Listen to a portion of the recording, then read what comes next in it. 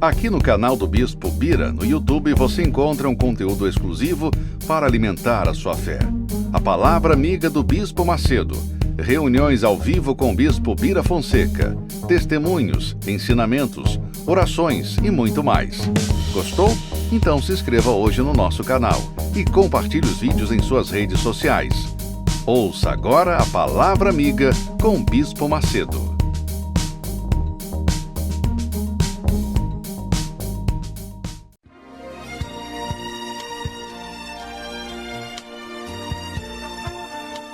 No momento em que a humanidade sofre por tanto desamor, pela fome, pelas guerras, os tóxicos alimentando a violência em nossa cidade, esta emissora traz até você momentos de amor, paz e alegria, através de um programa feito com carinho para o seu coração.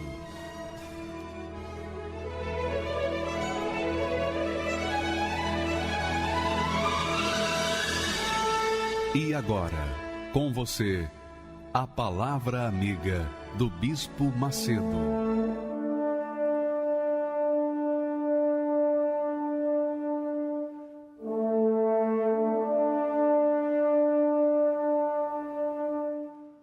Olá, meus amigos, que Deus abençoe a todos de maneira abundante em nome do Senhor Jesus. A todos os que creem naturalmente, porque quem não crê não tem condição de receber nada.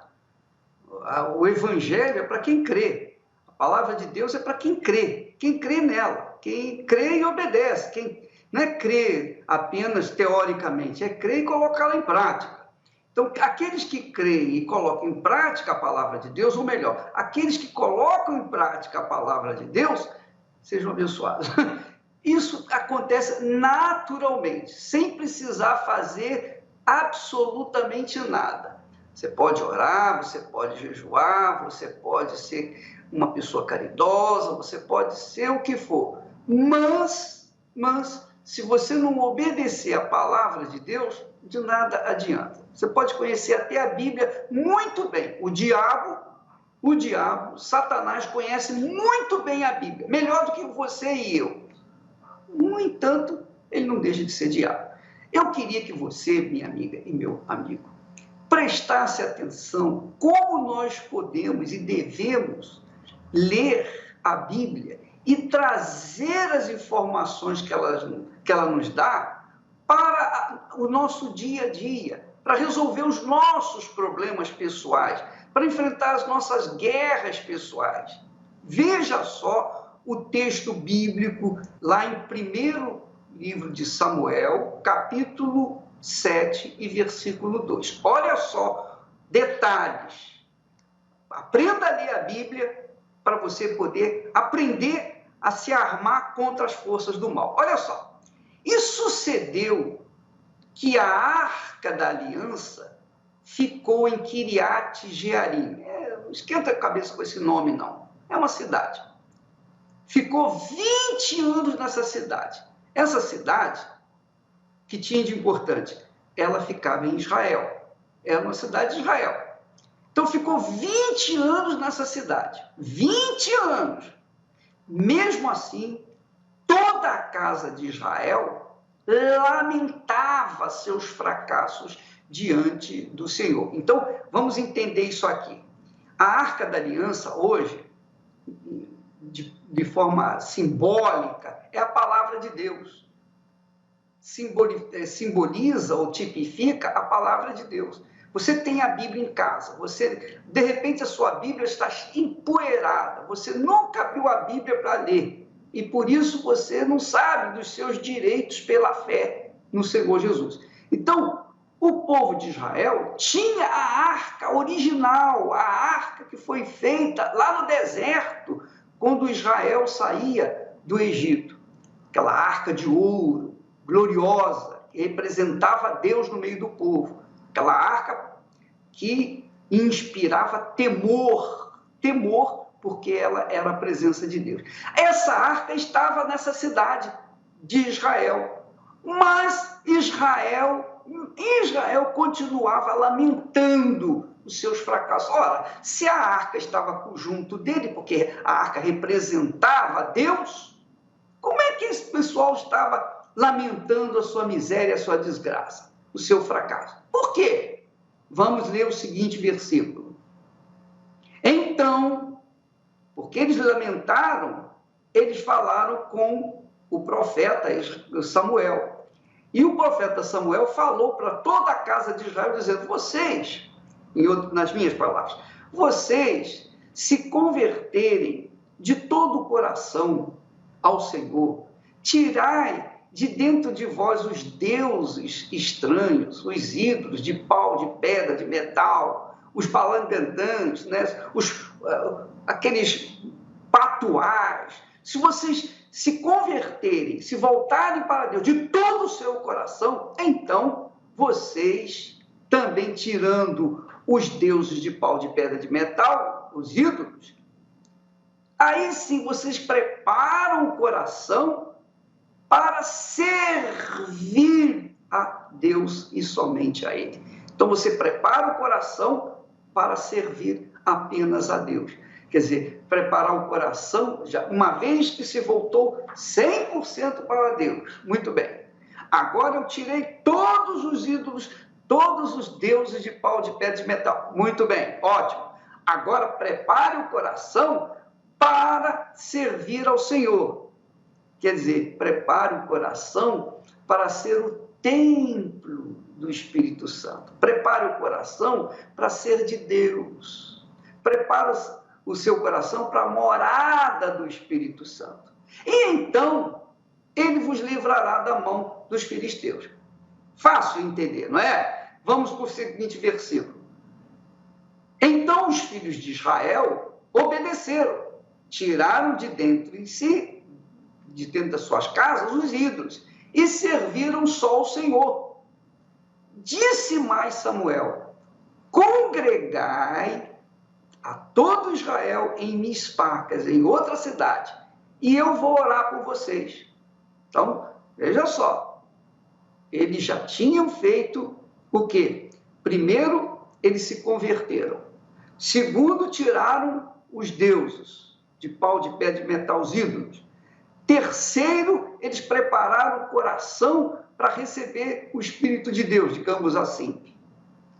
Ainda assim, eles precisavam fazer mais, porque não estava perfeitamente enquadrado no que Deus queria. Vamos seguir o texto seguinte. E então, eles se congregaram em Mispá, como foi mandamento lá do profeta Samuel, tiraram água do poço e a derramaram perante ao Senhor. Jejuaram aquele dia e ainda assim confessaram os seus pecados. Quer dizer, eles, do ponto de vista teórico, tinham feito tudo direitinho. Somam-se os jejuns do dia inteiro, o jejum do dia inteiro, soma-se também a isto a confissão dos seus pecados. Então, Israel tinha que estar muito bem, não é verdade? Que é o que todo mundo faz. Às vezes a pessoa frequenta uma igreja, uma religião, e eu digo até a Igreja Universal do Reino de Deus. Dentro da Igreja Universal tem pessoas assim, que já deixaram seus ídolos, aceitaram Jesus como Salvador, foram batizados nas águas, fazem os jejuns, fazem orações e confessam os seus pecados. Porém, esse pessoal, muitos que estão no nosso meio, porém, ainda não fizeram o melhor, porque ao invés de sacrificar a própria vida, o próprio sangue, sacrificam água no altar de Deus. Então, não dá certo, porque Deus não aceita água como sacrifício. O sacrifício tem que rolar sangue, tem que correr sangue, porque a vida da carne está no sangue, a Bíblia ensina isso. Então, quando a gente apresenta o sangue, que é a nossa alma, o nosso coração, toda a nossa força, todo o nosso vigor, toda a nossa vida, quando a gente apresenta o nosso sangue como sacrifício a Deus, então Ele ouve a oração, ele responde à oração, ele é conosco, ele nos livra dos nossos inimigos. Mas Israel não fez isso. Ele jejuou, orou, ele se voltou para Deus, ele jejuou, quer dizer, ele fez o que poderia ter sido feito naturalmente, mas deixaram de sacrificar, deixaram de colocar toda a sua vida no altar. Isso é sacrifício. Lembra que Jesus falou? Jesus disse assim: quem quiser vir após mim, negue-se a si mesmo. Negar a si mesmo, negar a sua vontade, é um dos maiores sacrifícios. Porque a carne quer satisfação pessoal. O coração quer emoção. O coração quer sentir. O coração quer blá, blá, blá. O coração quer emoção.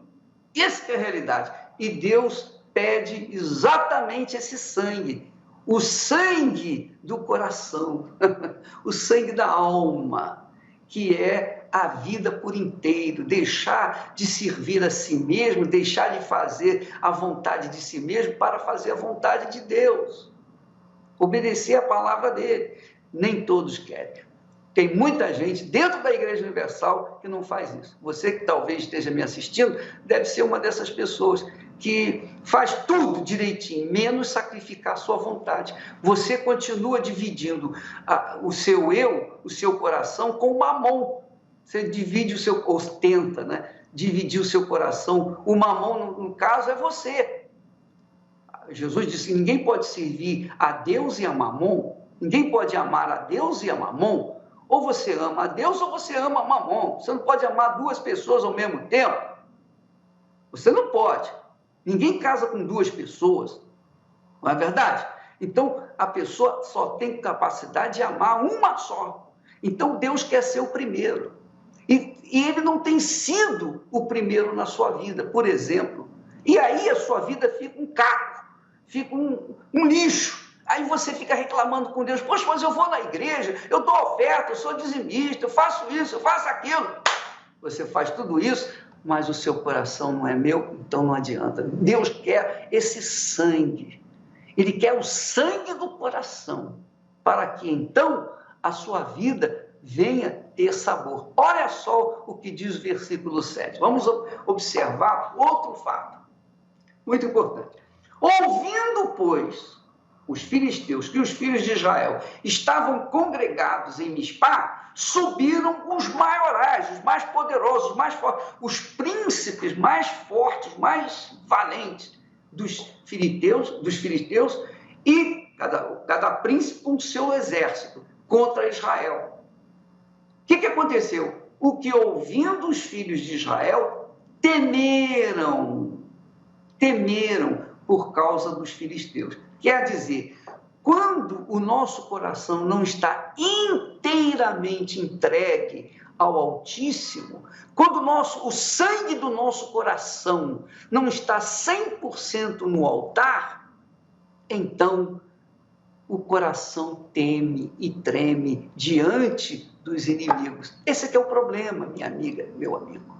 Esse aqui é o problema. Por exemplo, você tem depressão, né? Uma pessoa que tem depressão. Você tem depressão por quê? Por que aconteceu essa depressão? Você não nasceu com depressão ou nasceu com depressão? Não, ninguém nasce com depressão. É ou não é? Dá licença. A pessoa tem depressão, sabe por quê? Porque ela perde um ente querido ou perde alguma coisa de muito valor econômico. Então ela perdeu o pai, perdeu a mãe, perdeu um filho, perdeu o marido, perdeu a esposa, perdeu o namorado, perdeu o noivado, perdeu o casamento. Então, quando a pessoa perde alguma coisa, onde o seu coração tem se agarrado, a pessoa se agarrou a uma pessoa, se amarrou a essa pessoa, se atou, ficou colado com essa criatura. Quando ela perde essa criatura, o coração também vai com a criatura. Entendeu o que eu estou falando? Eu amo muito a minha Esther, a minha esposa. Eu a amo de todo o meu coração. Porém, ela não é o primeiro lugar na minha vida. Porque se a Esther morrer, se ela morrer hoje, eu vou ficar viúvo.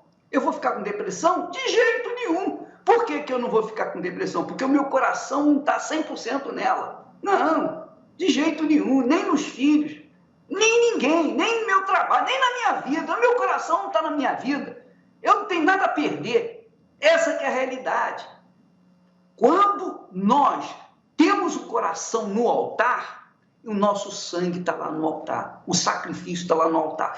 Quando o nosso coração está no altar, nós não tememos nada, não tememos a morte, não tememos a vida, nós não tememos inimigos, nós não tememos coisa nenhuma, nós não tememos raio nenhum. Por quê? Porque nosso coração está no Altíssimo. E o Altíssimo sustenta, segura, dá apoio, dá suporte, dá força, dá fé, dá coragem, dá ânimo. Quando o nosso coração está 100% no Altíssimo, nós não tememos filisteus, nós não tememos absolutamente nada, porque Deus é conosco. É assim que funciona. Israel temeu os filisteus.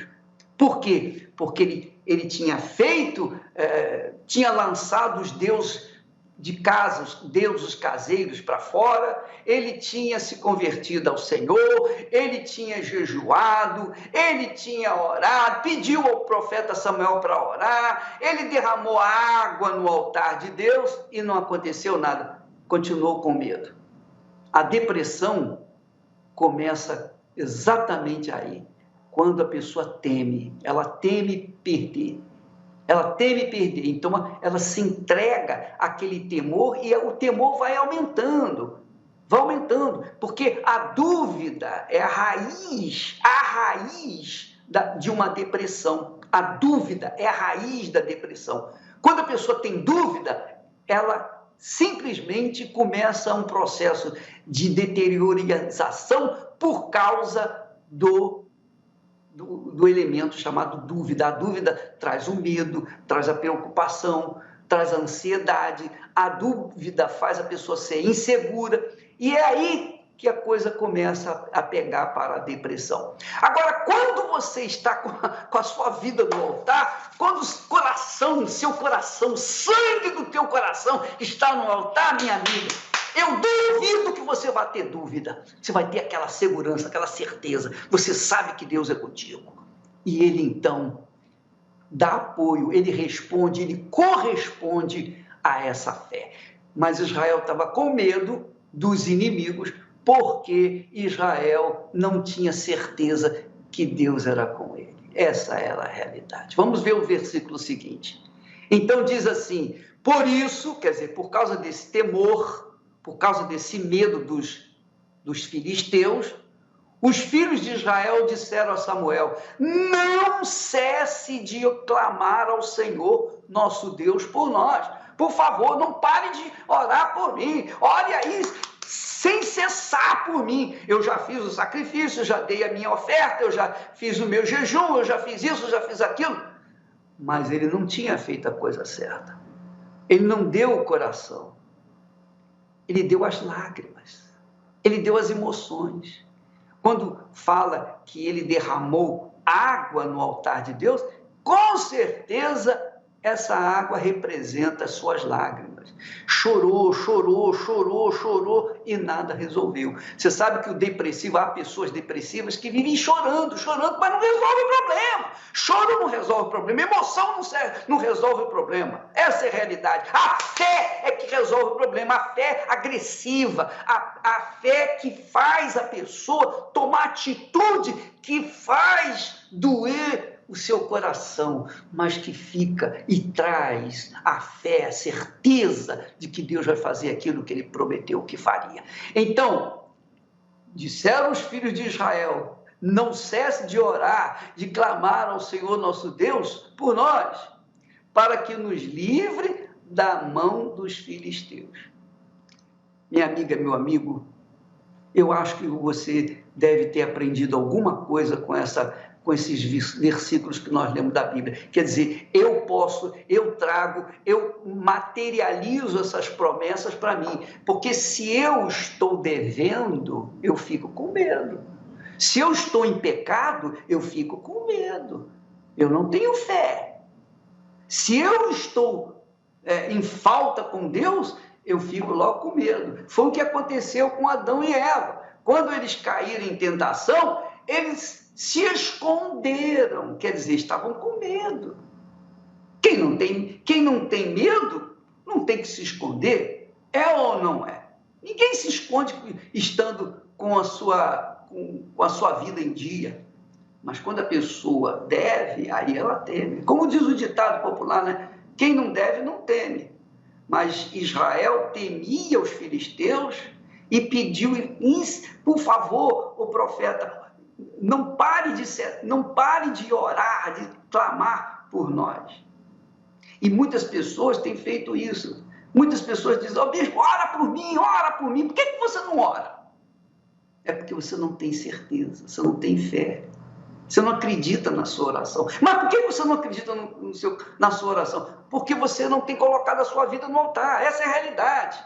Essa é a realidade nua e crua. E quem gostar, amém. Quem não gostar, paciência. Mas essa é a realidade. Se o coração da pessoa não está no altar, se o sangue dela não estiver no altar, não adianta a água que corre dos seus olhos.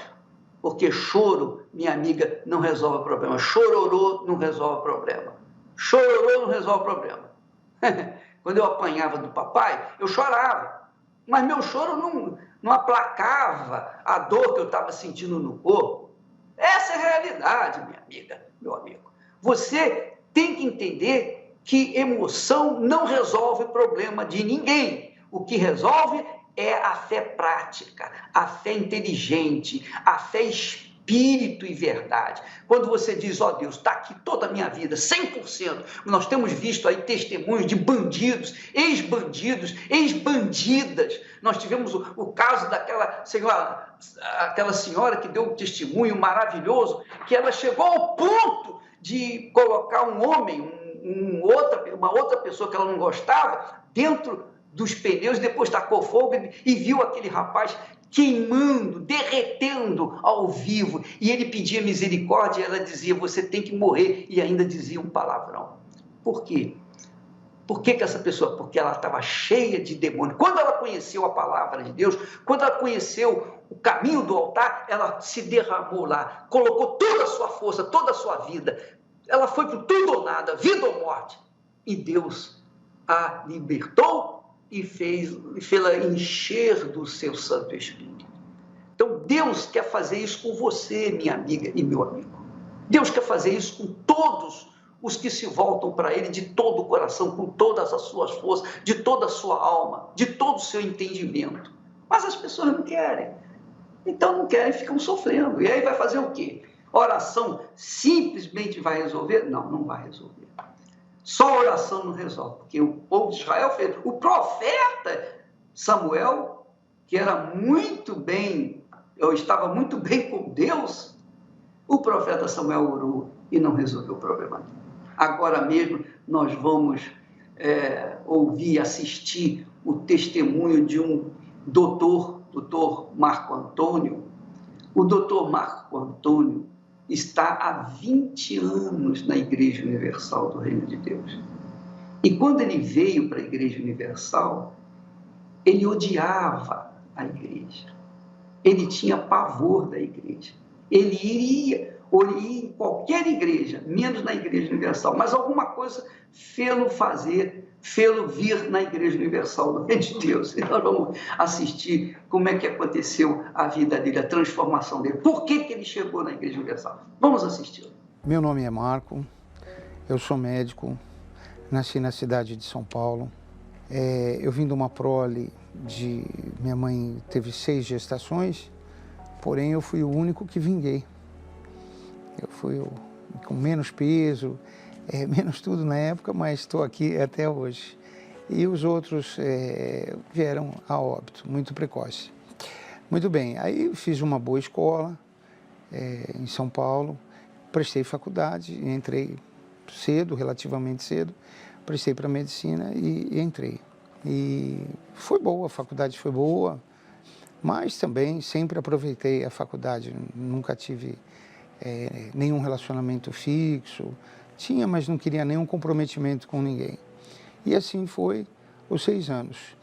Quando, mais ou menos, talvez no 4º, 5º ano, eu tinha um primo que era muito ligado, a gente viajava junto, finais de semana, quando eu voltava, ele estava junto.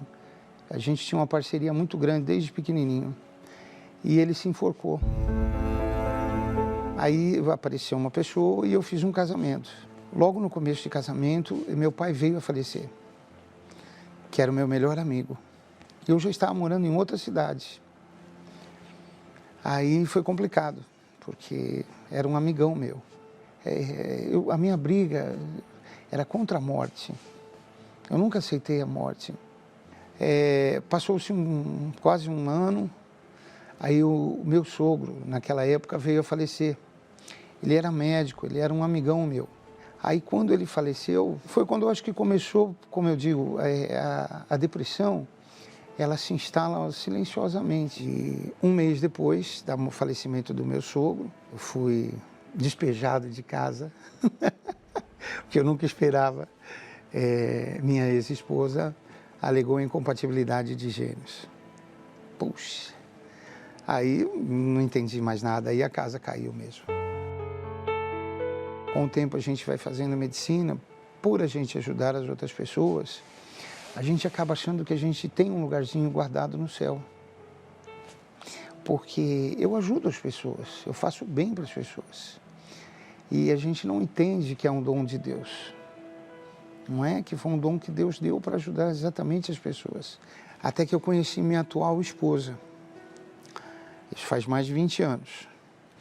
E minha atual esposa conhecia a palavra de Deus. Ela conhecia, ela via que eu era uma boa pessoa, que eu vinha... Mas quando ela me conheceu, eu estava bem debilitado, né? Mas não admitia o quadro de depressão, não aceitava. Não tomava remédio. Por duas vezes minha mãe pediu que alguns colegas fossem em casa. Eu lembro de 2 amigos psiquiatras que chegaram aí e eu não aceitei ajuda. Conversamos tranquilamente, deixaram receitas, mas eu me apoiava na minha profissão. Minha profissão para mim era tudo. E persistia, principalmente à noite, aquela angústia, aquele aperto, aquela dor na garganta que sufoca a gente. E eu lembro por vezes que eu deitava no chão e ela falava, Marco, vem para a cama. Eu falo, não consigo.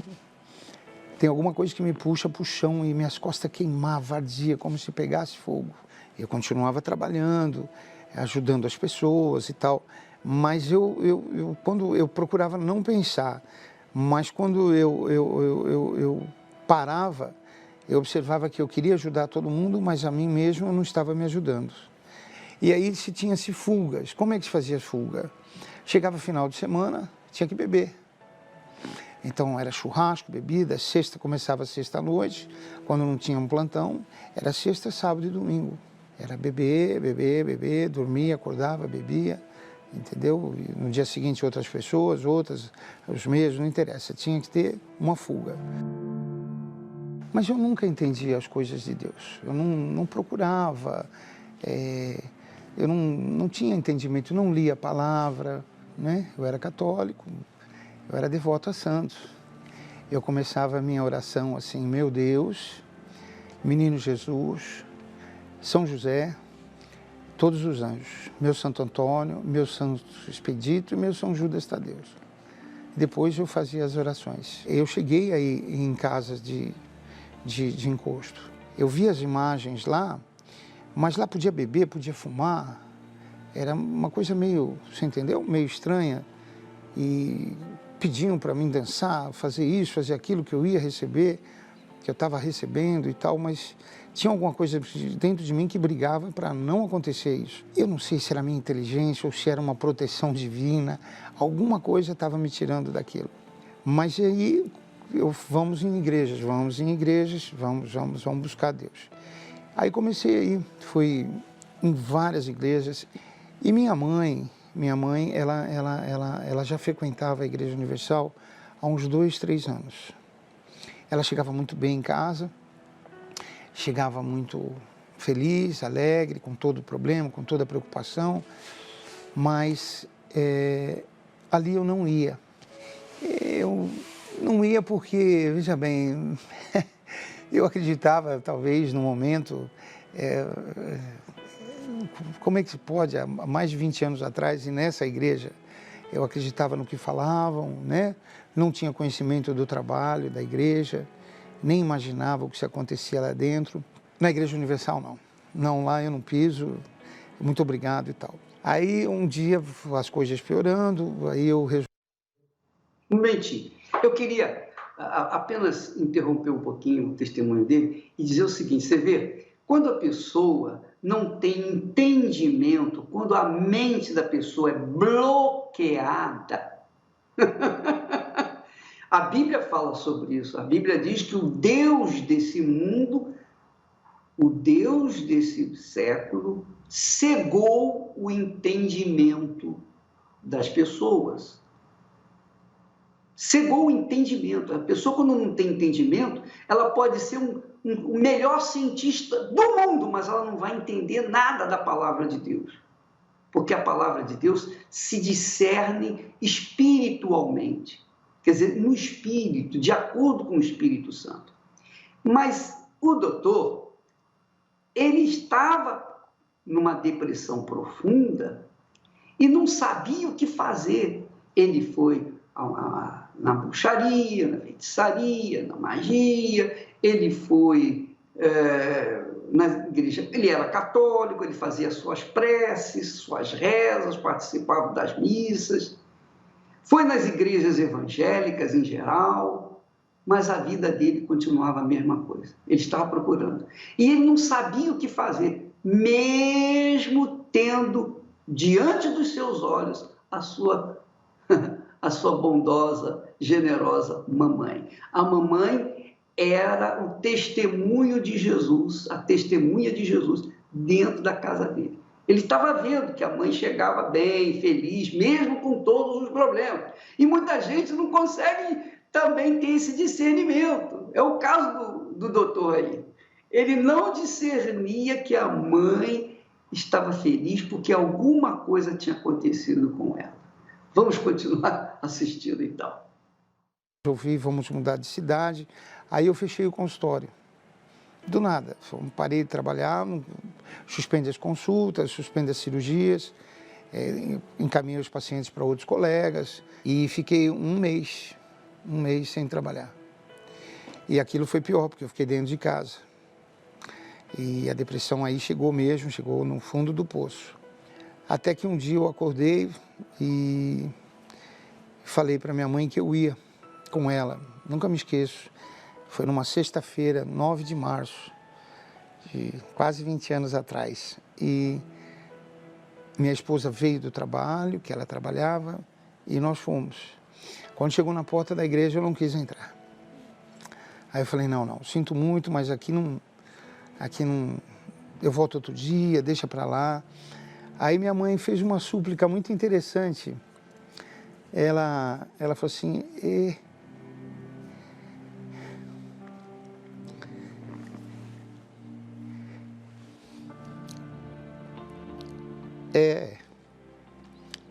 não vou te pedir mais nada, só que você entre. Engraçado. Ela nunca me pediu para parar de beber, para parar de ir na festa, para parar de fazer coisas erradas. Ela nunca pediu. E aquele dia ela me pediu para entrar num lugar que eu não queria. E eu entrei. E cheguei, fui assistir a reunião, sentei quietinho. Era um pastor jovem, e um bispo. E ele começou a falar. Aí eu falei, puxa vida, mas vocês contaram minha vida para ele? Fiquei chateado, né? Igreja cheia, todo mundo sabendo. Aí minha mãe falou, ouça, apenas ouça. E foram entrando aquelas palavras, falando aquelas palavras de Deus, o que estava escrito na Bíblia, que eu não entendia nada. E ele perguntou, quem não está bem, vem aqui na frente. Aí eu, né, poxa, peraí, eu sou um médico, eu sou o cara, né? O que que eu, né? Eu vou lá na frente, o que que vão falar de mim? Aí eu parei, pensei, falei, puxa vida, eu fiquei 30 dias dentro de casa, mudando de estado, e o que que eu tô com medo do que dos outros, que os outros vão falar? E eu fui ali na frente.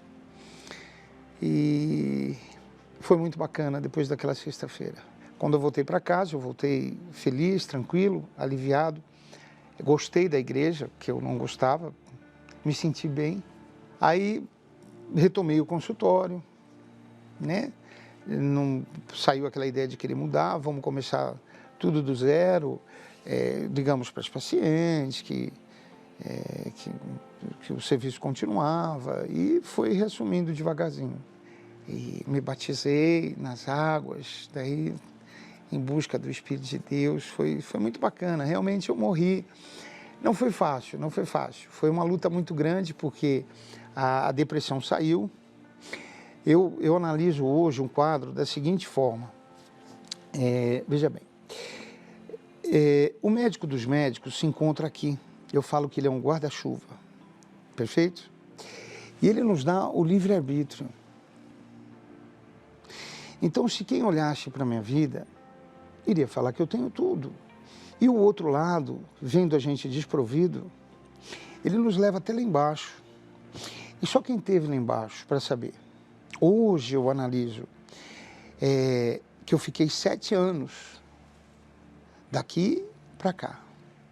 E assim foram.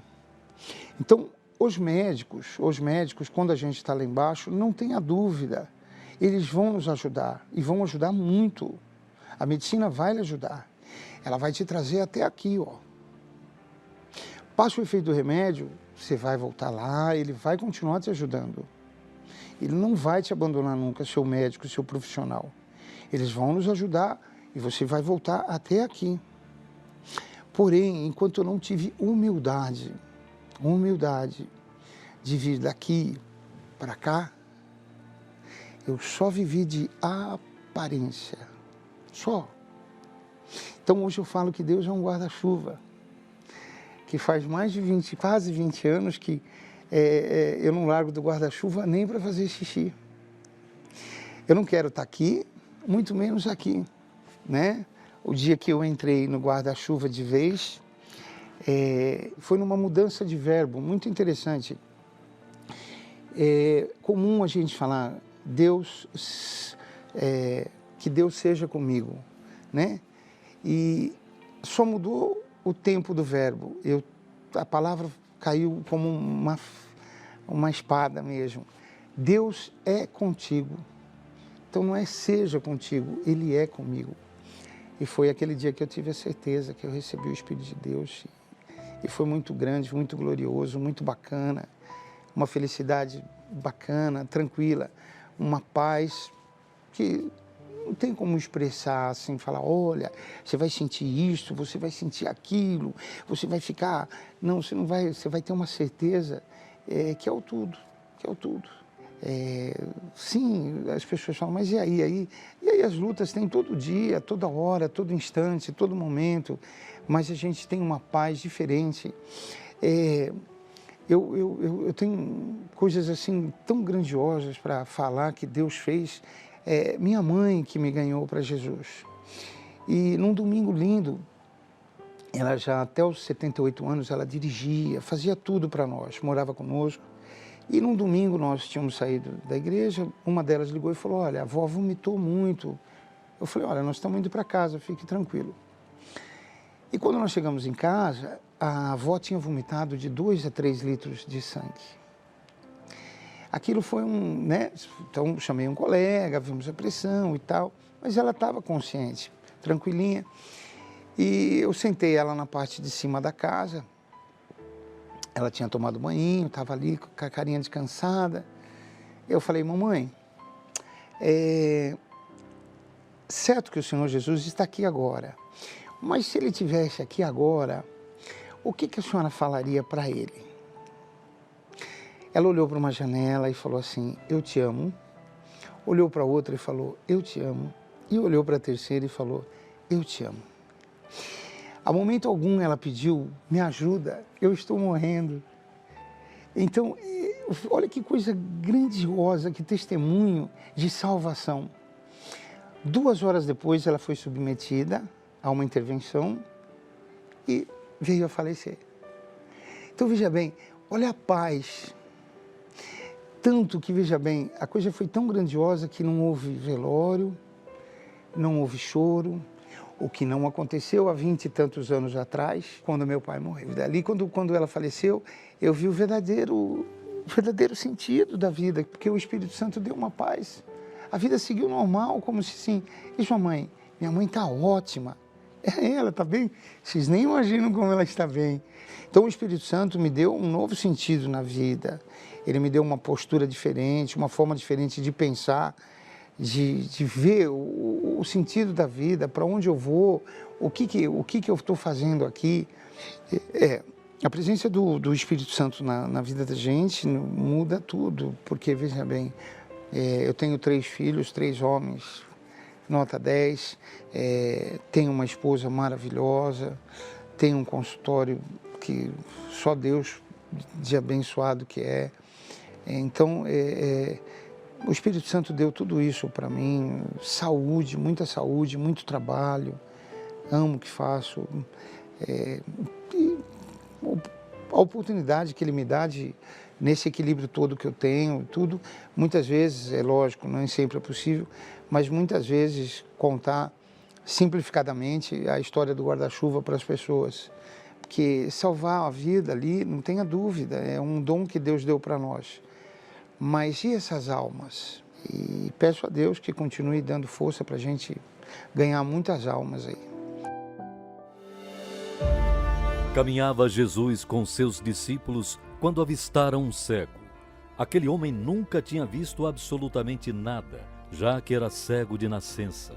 Um caso humanamente irreversível, mas não para o Filho de Deus. Assim como ele nasceu com esse problema, muitos já nasceram em meio à miséria, em uma família destruída, no ambiente de vícios, brigas e doenças. E apesar de fisicamente não sofrerem com a cegueira, nunca enxergaram uma vida digna. Você, que está diante de uma situação irreversível, que não consegue enxergar uma solução para o seu casamento, seus negócios ou qualquer outro problema, e nunca soube o que é viver livre dele, chegou a hora de despertar a sua fé. Aquele cego não tinha a mínima esperança de um dia ver a luz, mas o Senhor Jesus despertou nele a fé, o fazendo tomar uma atitude. Vá se lavar no tanque de Siloé. E a sua obediência em ir ao tanque de Siloé, mesmo com todos os sacrifícios que encontrou pelo caminho, fez com que o inimaginável acontecesse. Estou vendo você.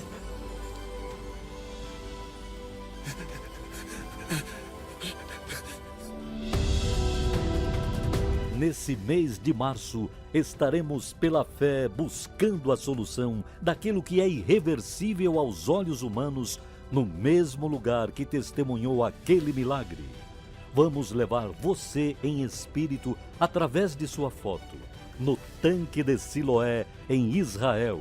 E nestas águas, os olhos que nunca viram, verão. Procure hoje uma Universal e saiba como participar. O meu nome é Conceição Costa, eu sou de Pombal. O meu sofrimento começou ainda de nova, era complexada, mas aprofundou-se mais depois do meu casamento. Eu fui viver com os meus sogros, portanto, num ambiente muito difícil. Entretanto, eu engravidei, ao qual começaram a surgir mais problemas ainda. Depois de ter a criança, eu fui viver para a minha casa e daí o meu marido ficou quase o tempo todo com os sogros, sem me apoiar, com os meus sogros. Daí eu senti-me desamparada, sem condições financeiras, portanto sem carinho, sozinha a cuidar da criança. E então daí desencadeou-se uma depressão profunda. E na minha mente só tinha pensamentos de tirar a própria vida. Deixei de me alimentar, deixei de dormir. Eu, com os problemas que tinha, cheguei a ir a consultas de psiquiatria. Estava a tomar 14 comprimidos antidepressivos, mas nada resolveu, ainda aprofundou mais a depressão. Não me sentia bem para cuidar verdadeiramente da criança, do meu menino. Tinha 19 meses. Na altura daí, um desespero profundo que me levou mesmo a tentar o suicídio. Tentei me atirar dentro do poço com 7 metros de profundidade com a criancinha, com o menino. E então a criança faleceu no local. Enquanto estive hospitalizada, eu continuei sempre com aqueles pensamentos de tirar a própria vida. Por 2 vezes que eu fugi mesmo do hospital e joguei-me lá num tanque cheio de água, lá próximo do hospital. E foi aí que os meus pais, logo, passado 8 meses, ouviram a programação na rádio e uma amiga minha convidou-me para ir à Igreja Universal do Reino de Deus com ela. E então foi aí, eu não hesitei, eu fui de imediato. Eu comecei-me a sentir logo após o primeiro dia totalmente diferente. E então aí comecei a fazer as correntes da libertação, da saúde, também a buscar o Espírito Santo. E aos pouquinhos eu me fui libertando. Ao fim de 3 meses deixei a medicação, que eu tomava 14 antidepressivos, deixei toda a medicação, totalmente, até hoje, graças a Deus, nunca mais tomei nenhum antidepressivo. E então, de fé em fé, né? Aí fui vencendo. E a nível profissional, hoje sou realizada. A nível sentimental, conheci o meu marido atual na igreja. Recebi a presença de Deus, o Espírito Santo, que isso não há explicação, uma alegria superior, né? Que vem mesmo do Altíssimo.